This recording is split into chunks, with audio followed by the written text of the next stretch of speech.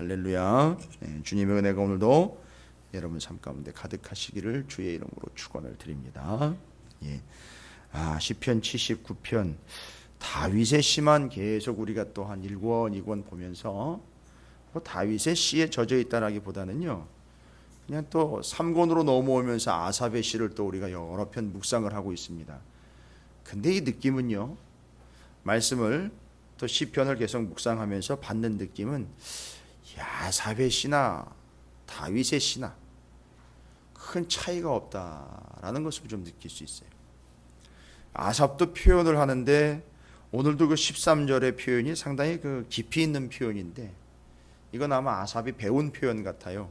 그러니까 아삽이라는 사람이 다윗과 동시대로서 다윗이 성전을 찬양을 위해서 세워놓은 존재로 아삽이 악장의 역할을 감당할 때에 다윗과의 그 친밀한 교제 속에서 주님을 목자로 묘사한 사람이, 이게 최초의 사람이 다윗 아니겠습니까? 주님을 목자로 표현을 하고 있어요. 그건 아무나 표현할 수 있는 게 아니에요. 본인이 목자였기 때문에 표현할 수 있는데, 그 표현을 아삽이 계속 인용을 하고 있어요. 그래서 13절에 우리는 주의 백성이요 주의 목장의 양이니라는 것이죠.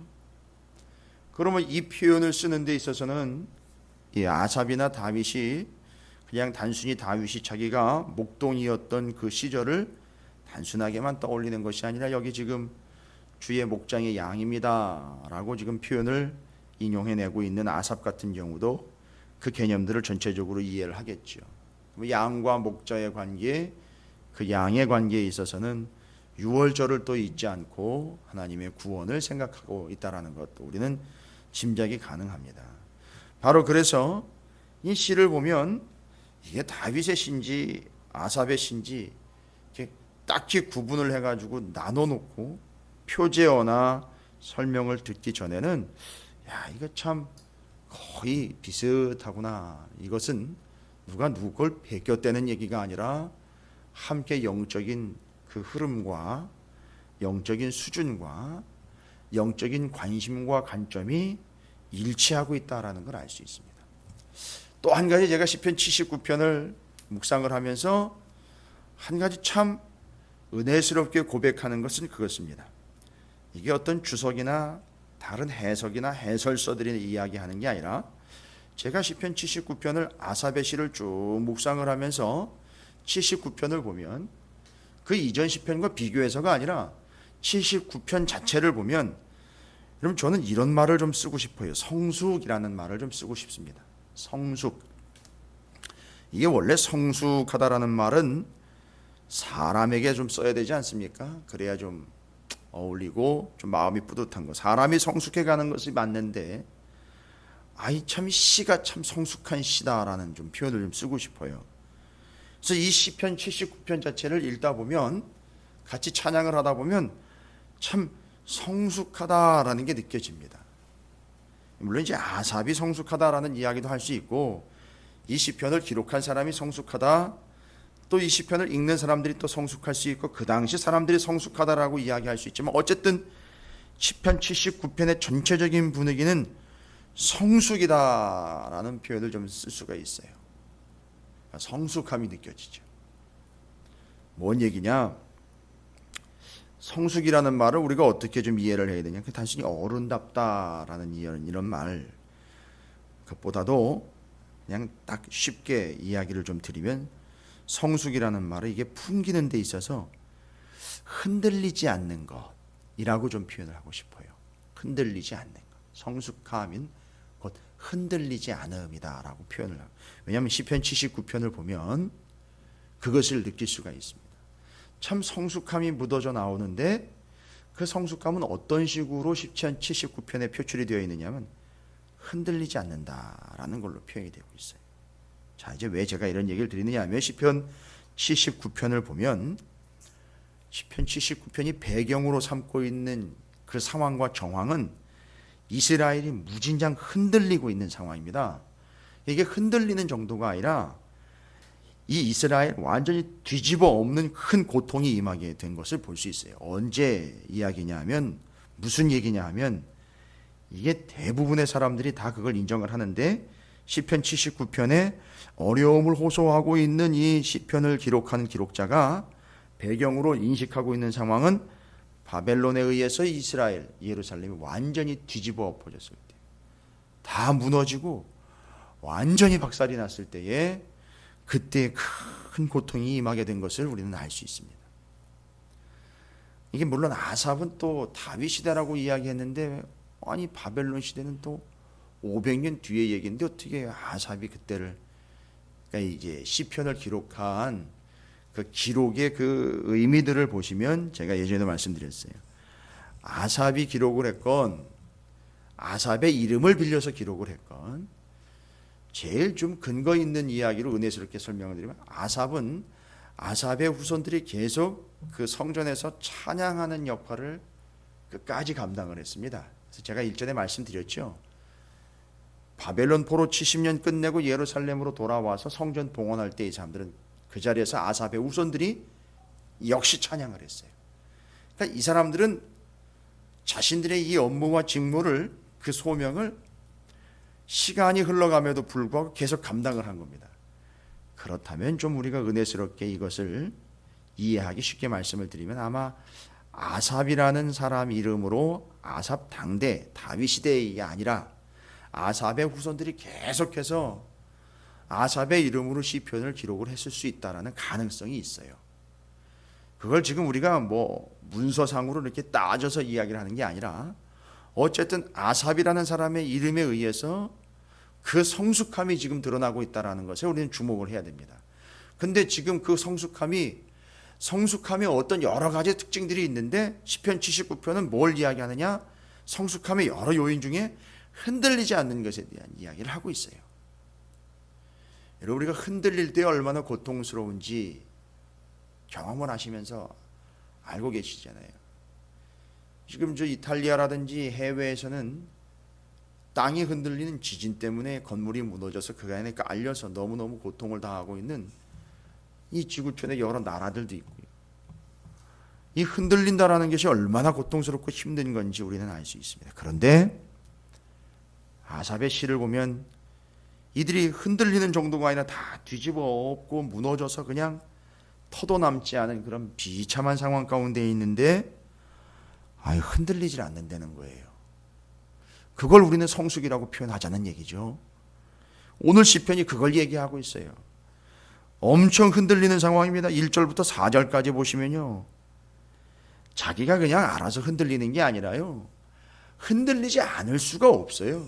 계속 쥐고 흔드는데 이건 뭐 너무너무 힘들고 고통스럽거든요. 옆에서 가만두지를 않습니다. 내가 괜히 교만해서 흔들리고 왔다 갔다 까부는 개념이 아닙니다. 가만히 있으려 해도 가만히 있을 수가 없이 옆에서 계속 흔들어대고 고통을 주고 있는 상황들을 1절부터 4절까지 그렇게 표현을 하고 있어요. 이게 엄청 고통스러운 상황입니다. 그런데 이런 고통의 상황에서 이 시편을 통해서 이 성숙이라는 개념이 지금 적용이 되고 있는, 이 사람이 성숙하고 시편에서 성숙한 시편이라는 것이 느껴질 정도로 이 사람의 성숙함은 어디에서 오는 것인가? 흔들리지 않음이라는 거죠. 잘 보시면 5절부터 9절까지를 좀 깊이 묵상을 하면 1절부터 4절까지 막 흔들리는 겁니다. 시체, 피, 비방, 조롱, 애워싸가지고 가만히 안 두고 있는 상황에서도 이 사람은 흔들리지 않는 거죠. 5절부터 9절까지를 깊이 묵상하면 묵상할수록 그 어려움과 고통의 원인이, 그렇게 흔들리고 있고 아파할 수밖에 없는 이 아픔이 어디서부터 왔는가, 이거를 깊이 묵상을 하는데, 이 사람이 8절과 9절에서 참 성숙한 표현을 해냅니다. 이제 터득을 한 거지요. 그리고 고백을 하고 있습니다. 뭐라고 얘기를 하느냐 하면, 우리의 조상들의 죄악을 기억하지 마시고 주의 긍휼로 우리를 속히 영접하소서. 우리가 매우 가련하게 되었나이다. 여기까지만 보면 또 오해를 할 수 있어요. 왜냐하면 우리 조상들이 지은 죄로 인하여 우리가 지금 이런 고통을 당하고 있는데, 하나님 우리는 좀 구원해 주십시오, 이렇게 또 들릴 수도 있어요. 그런데 오해하시면 안 되는 게 9절에 넘어가면, 우리 구원의 하나님이여 주의 이름의 영광스러운 행사를 위하여 우리를 도우시며 주의 이름을 증거하기 위하여 우리를 건지시며 우리의 죄를 사하소서라고 자신들이 죄인인 것을 고백을 합니다. 그러니까 지금 8절과 9절을 보면 다른 어떤 이유에 의해서 이런 고통을 당하고 있는 게 아니라 하나님 지금 이런 고통을 당하고 있고 이렇게 흔들리고 있는 상황은 저 바벨론이라는 나쁜 나라 때문이 아닌 우리의 조상들 지금도 여전히 하나님 앞에서 그 잘못을 회개하지 못하고 있는 우리의 죄악 때문입니다 라고 고백을 하고 있는 거예요. 요게 성숙함이라는 겁니다. 주변에 있는 여러 가지 이유, 그 요인들로 인하여 내가 이런 고통을 당하고 있고 내가 이런 걸 당할 만한 죄를 지은 적이 없고 내가 지금도 하나님 앞에 한 게 어느 정도인데 하나님은 나를 이렇게 고통스럽게 하고 하나님은 우리를 선택하셨고 하나님의 백성이라고 분명히 얘기하셨는데 우리를 이렇게 흔들고 계시는가, 가만히 두고 계시는가, 우리는 왜 이런 고통을 당해야 되는가가 아니라 이미 이 사람은 터득을 해서 고백을 합니다. 다름이 아니라 다 우리 탓입니다. 우리의 조상들이 이미 하나님을 온전히 섬기지 않은 결과, 잘 보십시오. 이 왕정 500년을 쭉 우리가 훑어보면은요, 엉망진창이었어요. 하나님을 잘못 알고 믿고 있었고요. 하나님 대신에 우상을 숭배하고 있었고요. 하나님의 길이 다윗의 길로 비추어졌는데 여로보암의 길로 계속 갔고요. 바벨론에가 붙을까? 애굽에가 붙을까? 여러 가지를 측량을 했던 거죠. 아마도 이게 만약에 바벨론 시대에 바벨론이 쳐들어와 가지고 멸망당하고 난 다음에 지은 시라면, 그런 고통의 상황에서 직면하여 지은 시라면 바벨론과 이스라엘 백성의 관계에 대해서 더 깊이 생각했겠죠. 뭐죠? 우리가 더 센 나라가 어딘가를 계속 견주어 왔다라는 것. 바벨론이 쳐들어온 건 우리가 애굽을 한때 또 의지하려고 했던 그런 또 상황들. 우리가 요새 에스겔서를 수요일 금요일 날 또 묵상을 하니까 다 연결을 해보시면 하나님한테 뭐라고 얘기할 건덕지가 없는 거예요. 우리가 잘못한 거예요. 내가 잘못한 거예요. 하나님과 나 사이에는 아무것도 끼어들어가면 안 되는데 거기에 끼어들어온 거고, 여로보암의 길로 계속 갔던 것이고, 하나님 말고 다른 것을 하나님인 줄 알고 착각하며 섬겼던 것이고, 전혀 하나님을 몰랐고, 그게 다 우리 잘못이라는 거죠. 이 모든 게 우리에게서 기인한 죄의 결과고요. 그것이 이겁니다. 나 때문에, 우리 때문에 하나님의 이름에 먹칠을 하게 되었으니 용서해달라라는 겁니다. 이게 79편의 핵심이에요. 하나님, 나 어려운 거 좀 어떻게 안 되겠습니까? 자꾸 내 이야기로 끝나는 게 아니라 나 때문에 하나님의 이름이 먹칠을 하게 되었으니 용서해달라라는 거예요. 내 죄 때문에 하나님의 이름이 먹칠을 하게 되었으니까 하나님, 나를 용서해달라는 거죠. 자, 이게 전제가 되어야 뭐가 나오느냐 하면, 요게 전제가 되어야 함부로 하나님을 욕하며 함부로 하나님의 백성을 무시하며 괄시하는, 아무것도 모르고 함부로 덤비고 있는 이방의 하나님을 믿지 않는 자들은 얼마나 심각한 죄를 저지르고 있는지를 볼 수 있는 거예요. 그래서 이런 기도가 나오는 거예요. 그래서 그냥 이방 나라들, 전 나쁜 존재들을 단칼에 쳐서 우리 원수를 좀 갚아주십시오, 이게 아니라 우리가 어떻게 해서 지금 이런 고통을 당하고 있는데, 이런 얘기죠. 참, 뭣도 모르고 저러고 있네. 아무것도 모르고 저 짓을 하고 있네. 함부로 하나님을 욕되게 하고 있는 저들을 저건 그냥 용서받을 죄가 아닌데, 야, 이거 우리도 지금 이렇게 하나님의 이름에 먹칠을 한 그 죄 때문에 우리가 이런 고통을 당하고 있는데, 야, 정말 몰라도 너무 모르는구나, 큰일 날 짓을 하고 있구나 하면서 하나님의 처분에다 맡기는 거예요. 하나님, 저거 큰일 나는데 저거는 우리가 당하는 거는 뭐 상관이 없는데 하나님, 그걸 통해서 저들이 저 교만함으로 하나님을 욕하고 있고 하나님의 이름에 우리가 먹칠하는 것 그 이상의 하나님의 일을 완전히 짓밟고 있는 저거는 아닌 것 같습니다. 하나님, 저건 정말 하나님의 심판의 대상이 아니겠습니까? 하면서 눈에 보이는 거예요. 이제 뭐가 잘못이고 뭐가 얼마나 심각한 문제인지가 보이는 겁니다. 그러면서 아무것도 모르고 주님을 비방하는 그들 이방인들의 심각한 죄를 범하는 게 된 거고, 범죄한 이스라엘을 핑계로 하나님을 대적하는 그 심각한 우를 범했으니까 하나님의 심판의 대상이 자연스럽게 된다는 거죠. 그래서 하나님의 이름의 영광을 가린 자로서 이스라엘이요 하나님의 백성으로 이제 용서해 주시고 구원해 주시면 하나님 이렇게 살겠습니다. 하나님의 이름을 영화롭게 하면서 살겠습니다. 기회 주세요. 이런 얘기예요. 이게 얼마나 성숙한지 다시 한번 설명드립니다. 흔들리지 아니함, 성숙함에 대한 이야기가 79편을 통해서 여러분 여기 시편의 79편의 기도 어디에도 세상이 말하는 장수나 부귀와 명예와 호의호식과 형통의 복을 구하는 내용은 없습니다. 이 사람들이 구하고 있는 건 그저 오직 구원해 주시면 그 은혜의 영광을 드러내면서 살겠습니다. 주의 이름 값하면서 살겠습니다. 그러니까 구원해 주십시오 라고 고백을 하고 있는 거예요. 이게 성숙한 고백이라는 거죠.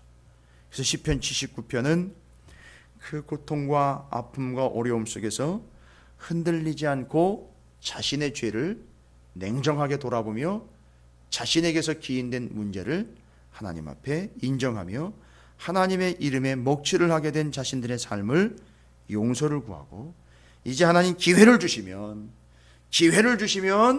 하나님의 이름의 명예를 회복하는 삶을 살겠습니다. 13절이 이제 그겁니다. 주의 백성답게 살겠습니다. 주의 목장의 양이니까 벗어나지 않겠습니다. 목자이신 하나님 따라가겠습니다. 영원히 주님께 감사하며 살겠습니다. 주의 영예를 대대에 전하며 살겠습니다. 라고 성숙한 고백을 하고 있는 겁니다. 그걸 구하지 말라는 게 아닙니다. 부귀와 명예와 영광을 구하지 말라는 게 아닙니다. 잘 먹고 잘 사는 거 구하지 말라는 게 아닙니다. 그러나 지금은 그걸 구할 때가 아니라는 거지. 그게 본질이 아니라는 걸 얘기하는 겁니다. 자, 이제 우리는 구합니다. 뭐를 구할까요? 하나님의 이름의 영광을 다시 드러낼 수 있도록 살려주세요. 라고 성숙한 고백을 하고 있습니다. 여러분, 제가 오늘 시편 79편을 의지해서 여러분을 주님의 이름으로 축복합니다. 첫 번째, 여러분의 믿음으로 인하여 절대 어떤 상황에서도 흔들리지 않는 삶이 되시기를 주님의 이름으로 축복합니다. 또한 여러분, 하나님 앞에 간구하십시오. 제가 제 이름 내면서 사는 게 아니라 하나님의 이름값 하면서 살 테니까 기회해 주세요. 하나님의 이름 드러내면서 살 테니까 하나님 나 살려주세요. 하나님의 이름값 하면서 살아갈 수 있도록 하나님 제게 기회를 주십시오. 라고 그렇게 간구하시고 성숙한 간구로 하나님 앞에 더 가까이 나아가시기를 주님의 이름으로 축복합니다.